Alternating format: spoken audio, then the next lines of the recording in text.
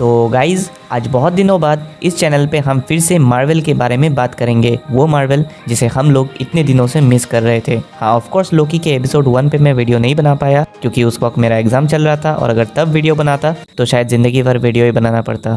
तो खैर जो भी हो, आज हम लोग लोकी के एपिसोड 2 के बारे में जानेंगे, इसके कुछ डिटेल्स के बारे में जानेंगे। तो आप देख रहे हो द नॉटी वर्ड एंड शुरू करते हैं अपना बकवास।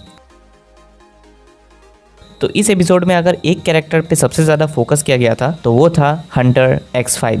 ये एपिसोड पूरी तरीके से एक इन्वेस्टिगेशन पे बेस्ड है जहाँ पे लोकी और मोबियस मिलके सिल्वी का लोकेशन पता लगाने की कोशिश करते हैं और उसी टाइम पे वो लोग 1977 में जाते हैं क्योंकि उसी जगह पर उसी पर्टिकुलर लोकेशन में हंटर X5 जो हम लोगों ने एपिसोड 1 में देखा था, जिसको सिल्वी को पकड़ने के लिए भेजा गया था, उसका टाइम पे वही खराब हो जाता है। इसलिए लोकी और मोबियस को लगा होगा कि सिल्वी शायद वहीं पर है, पर लोकी और मोबियस को वहां पे जाके पता लगता है कि नहीं, X5 ने तो खुद का ही टाइम पे खराब कर दिया है और बाद में वो अपनी जिंदगी उधर एक सुपरस्टार ब्रैड वोल्फ बन के जी रहा है। मतलब देखा जाए तो वह सेक्रेट टाइमलाइन में अपनी असली जिंदगी जी रहा है TVA को छोड़ के।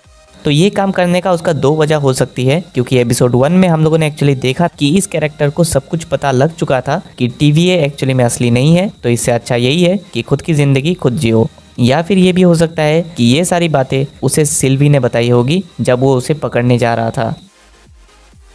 अब इस एपिसोड का नाम था ब्रेकिंग बैड और डेफिनेटली ये रेफरेंस था फेमस शो ब्रेकिंग बैड का। और ब्रेकिंग बैड सीरीज में एक जो खास बात थी वो थी उसका कैरेक्टर डेवलपमेंट। मतलब स्टार्टिंग में कैरेक्टर कुछ और होता है और एंड आते आते कुछ और ही बन जाता है, और ये चीज मुझे इस एपिसोड में भी फील हुई हंटर X5 के कैरेक्टर के साथ, क्योंकि शुरुआत में हमें वो काफी स्मार्ट और ब्रेव तरीके से दिखाया जाता है, काफी बैडएस दिखाया जाता है, पर एंड में आके हमें पता चलता है कि ये तो नल्ला और डरपोक है। और लोकी का हमें विलेनस साइड फिर से एक बार देखने को मिलता है, जैसे हम मार्वल की पहले मूवीज में देखा करते थे। और मोबियस जो हमेशा शांत होकर हर चीज को संभाल लेता है, वो भी गुस्से में X5 को पीट देता है। तो ये सारे कैरेक्टर डेवलपमेंट थोड़े बहुत हिंट दे रही थी, तो इसीलिए इस एपिसोड का नाम थोड़ा बहुत रेफरेंस के लिए ब्रेकिंग बैड रखा गया था।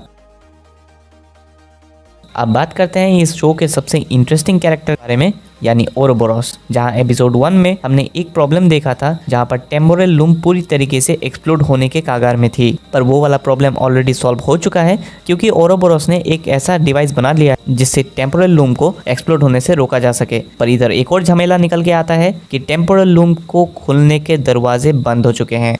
अब इसमें कौन सी बड़ी बात होगी? बॉलीवुड होता तो दया के कैरेक्टर को इंट्रोड्यूस कर देता, मेकर्स को बोलो कि दया के कैरेक्टर को इंट्रोड्यूस करे, पर एक्चुअली ऐसा नहीं हो सकता क्योंकि इस डोर को सिर्फ वही इंसान खोल सकता है जिसने इसको डिजाइन किया था, और वो बंदा था ही हु रिमेन्स, यानी अपने कैंग भैया। तो वो तो मर चुका है, तो शायद आगे जाके इस प्रॉब्लम को सॉल्व करने के लिए लोकी उसी के वेरिएंट के पास जाए जो है विक्टर टाइमली, और इसे हम लोगों ने इस शो के टीजर में देखा था। एंड मोस्ट प्रोबेबली वो हमें एपिसोड 4 में दिख सकता है क्योंकि मार्वल हमेशा अपने कैनन एपिसोड 4 में ही रिलीज करता है। इसके सीजन 1 में भी जो टाइम कीपर्स के रिलेटेड ट्विस्ट था वो भी हमें एपिसोड 4 में ही मिला था, तो मोस्ट प्रोबेबली यहाँ भी हमें एपिसोड 4 में वो विक्टर टाइमली दिख सकता है, ऐसा हम लोग सोच सकते हैं।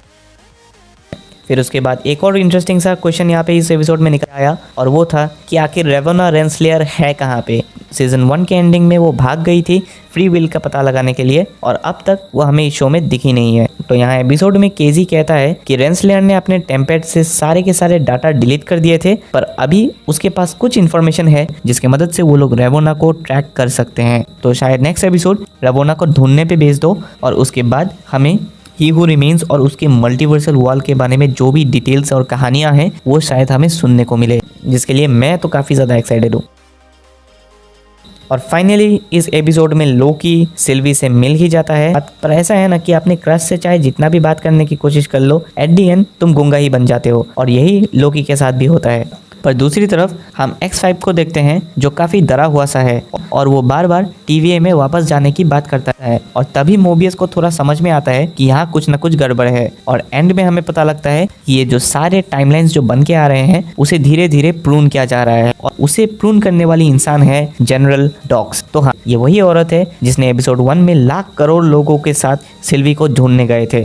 लाख करोड़ तो नहीं, मतलब 50-60 लोगों के साथ सिल्वी को ढूंढने निकले थे। तो वो सिल्वी को ढूंढने नहीं निकले थे, एक्चुअली में वो लोग ऑल्टरनेट टाइमलाइंस को प्रून करने के लिए निकले थे, जिसे लोकी और उसका टीम उसे रोकने जाते हैं। पर तब तक काफी ज्यादा देर हो चुकी थी, क्योंकि जनरल डॉक्स ने ऑलरेडी 30% टाइमलाइंस को प्रून कर चुकी थी, और इसका मतलब था कि करोड़ लाख लोग ऑलरेडी मर चुके थे। और ये सीन काफी ज्यादा डार्क भी बन जाती है तब जब सारे के सारे टीवी के मेंबर्स उन सारे ऑल्टरनेट टाइमलाइंस को खत्म होता हुआ देखते हैं। तो वहाँ स्क्रीन पे तो हम सिर्फ उन लाइंस को खत्म होता हुआ देखते हैं, पर एक्चुअली में सबको पता है कि वो लाइंस नहीं बल्कि crore lakh billions of people है जो एक ही साथ में मर चुके हैं। और यहीं पे ये एपिसोड खत्म भी हो जाता है। तो यही था आज की इस डिटेल जो मुझे इस एपिसोड में पता लगे हैं।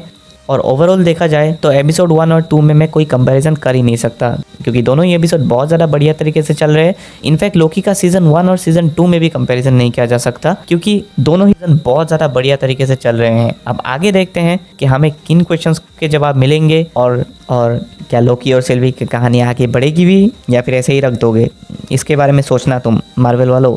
तो यही था आज के इस वीडियो में। अगर आपको ये वीडियो अच्छा लगा तो इस चैनल को सब्सक्राइब कर दो। Till then bye bye.